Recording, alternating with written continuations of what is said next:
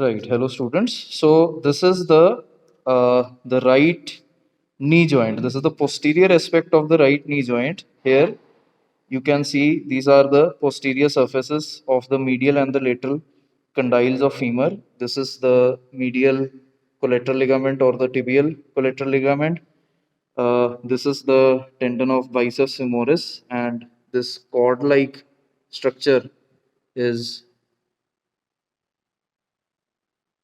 the structure is the fibular collateral ligament. Now, if we disarticulate this thing, now here you see the superior surface of the medial and lateral collateral ligament. This was the patella. This is the posterior articular surface of the patella, and below that is the this one is the ligamentum patelli. Now I have reflected that downwards. This is the posterior surface of ligamentum patelli. This is something called as the infrapatellar pad of fat. We will come to that later on. Now this is the superior surface of medial condyle of tibia, and this is the superior articular surface of lateral condyle of tibia. These structures that you see, these are the menisci. This is the medial meniscus, and this one is the lateral meniscus. Now look at the, now I will just move it to the landscape mode.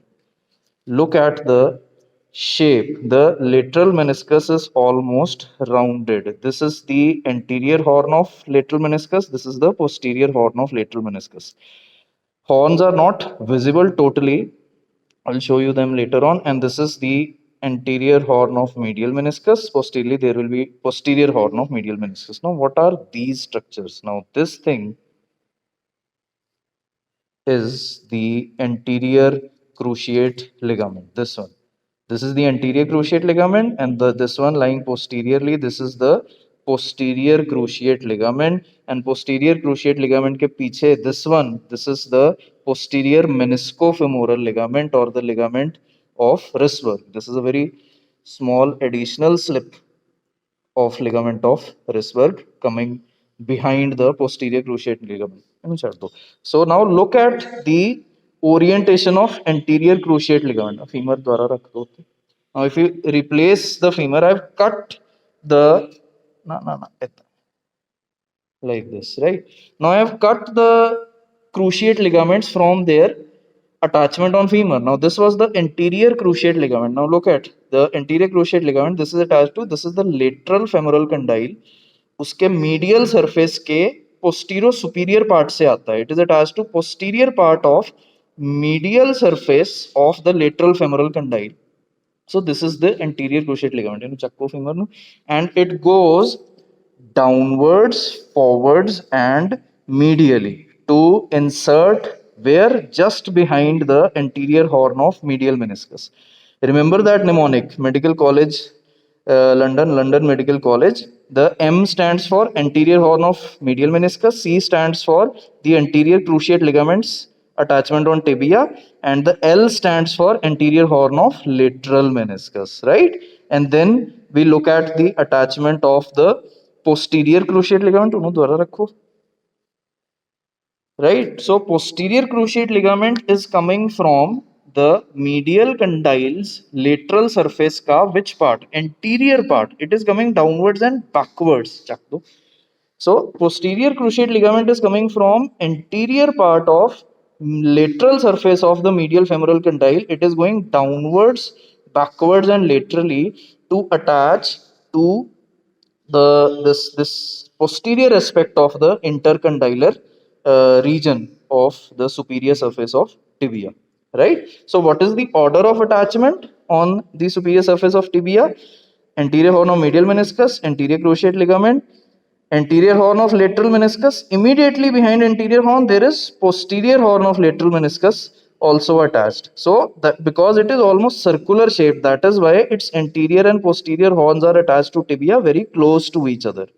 So again, anterior horn of medial meniscus, anterior cruciate ligament, anterior horn of lateral meniscus, then posterior horn of lateral meniscus, then there will be posterior horn of medial meniscus, and most posteriorly is attachment of the posterior cruciate ligament, right? Then what are these ligament of Risberg and ligament of Humphrey? They are meniscofemoral ligaments. They attach the posterior horn of lateral meniscus to the lateral surface of medial femoral condyle. The ligament of Risberg lies behind the posterior cruciate ligament. This one is the posterior cruciate. This is the anterior cruciate. So ligament of Risberg lies behind the posterior cruciate ligament. Ligament of Humphrey lies in front of. We do not have ligament of Humphrey in this one. Now, why are these cruciate ligaments called as cruciate? Just have a look at, if I rotate the tibia and look at their anterior aspect, look at them. They are crossing each other like an X. Anterior cruciate ligament is going like this. Posterior cruciate ligament is going like this. So they are both crossing each other like an X or a cruciform manner. So they are called as anterior and posterior cruciate ligaments. Now, if we keep looking at the tibia from its anterior aspect, now we know that this one is the medial meniscus, this is the lateral meniscus. Now see if I can invaginate my forceps beneath the meniscus, right? So this is the lateral meniscus. The lower prong of my forceps is now in the meniscotibial compartment, whereas the upper prong is in the meniscofemoral compartments, right? And similarly, I can do the same thing for the this medial meniscus as well. Look at the posterior edge. Fair घुमा दो. Now again we are looking at it from the superior aspect. This is anterior tibial tuberosity somewhere here. This is the medial meniscus. Here you can see this part of medial meniscus is somewhat torn. And again I can put थोड़ा जोर दी फोड़ो. I can invaginate the forceps beneath the meniscus, right? So the medial meniscus is comparatively at a greater risk of being, caught between the femur and the tibia during the flexion and extension movements as compared to the lateral meniscus. So injuries of medial meniscus are more common. Another thing that I wanted to show you was the inferior aspect of the femoral condyles. Look, these are initial changes of osteoarthritis happening. The hyaline cartilage covering the inferior aspect of these femoral condyles has degenerated. Almost the bone is almost exposed. Here the cartilage is normal, but here the cartilage has degenerated, right? So and in extension of the knee joint, the inferior aspect of femoral condyles is in contact, but when we flex the thigh or flex the leg, not the thigh, when we flex the leg at the knee joint, then the posterior aspect of the femoral condyles comes in contact with the superior aspect of the tibial condyles. Now what happens during, ਇੱਧਰ ਨੂੰ ਘੁਮਾ.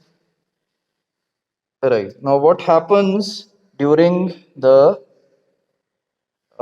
right during the last stages of extension? What happens is that the lateral femoral condyle as well as medial femoral condyle, they were displacing backwards. In the last stage, the lateral femoral condyle is held by the posterior end of anterior cruciate ligament and its posterior displacement is stopped, whereas the medial femoral condyle, the medial femoral condyle, this one, it will keep displacing backwards to slightly rotate like this. So during locking or the last stages of extension, there is medial rotation of femur on tibia, right?